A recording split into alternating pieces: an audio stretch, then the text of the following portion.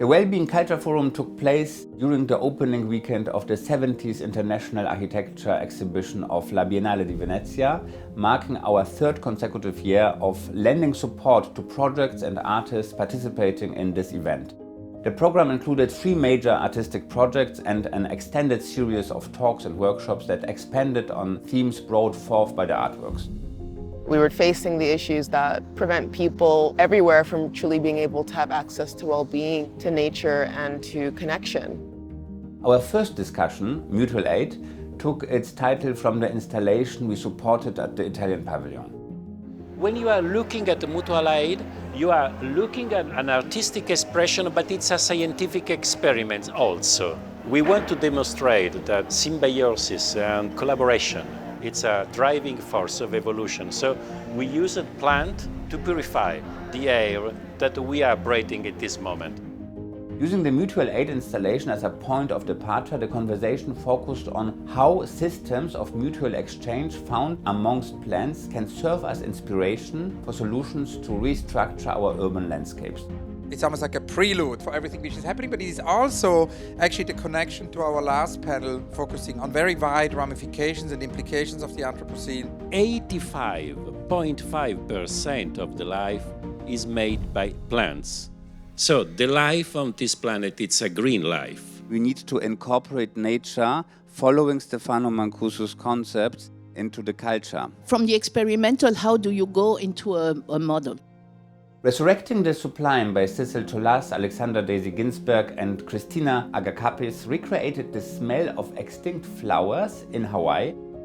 We decided to put the smell in vitrines, having people go in, sit down on volcanic stones similar to the landscape in Hawaii. It's all about extinction in nature and extinction of human emotions.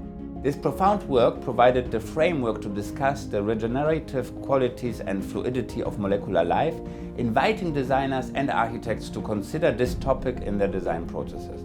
The architecture we need, if we're going to exist on this planet, is not an architecture of competition, but more an architecture of collaboration, contributing different forms of knowledge that don't pit us in contrast with the environment, but make us an integral part, a one with this environment. We have a chance to look at collective memories, time, space, and of course today, nature. And perhaps machines can give us a new perspective. Nature is about competition and cooperation, and these things are not even 2 ends of a scale, but they're happening all the time. What happens when you start to smell?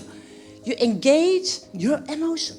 Emotion is very, very important for action. The event was completely neuron firing for me. For the production of experiments for the new spatial contracts, we partnered with the British Council to present a discussion focused on the idea of cohabitation. We're incredibly grateful of the British Council for Therme Art's support of the British Pavilion this year, and the 2 curators, MANIJEH, VERGHESE and Madeleine KESSLER, chose to use the subject of privatized public space as the foundation for their pavilion exhibition. The main thing we're trying to ask in the pavilion is really like how these spaces can be opened up for everybody, and really by involving everybody. Public and private often work in collusion to exclude and to make sure that there is redistribution, but actually often it's a kind of reverse, regressive redistribution. There's been this kind of real understanding of the importance of nature and access to green space, and the importance of that on both sort of our mental and physical health. I think that's the role of architects, to make those things apparent and clear and make new relationships between things that allow for new discoveries. We really need to put our heads together and begin to formulate a world that is really made for everyone to exist in and not just some people. Ultimately, it's aimed at prompting a global debate around the future of not only privatized public space, but who gets a say in how our cities are designed and who gets to use them. Lastly, Growing a Symbiotic City examined a type of architecture that doesn't settle at neutrality or non-extractivism, but cultivates biodiversity instead. The most extraordinary thing was the mixture of people and their backgrounds in the panel coming together in the wonderful VAC Foundation.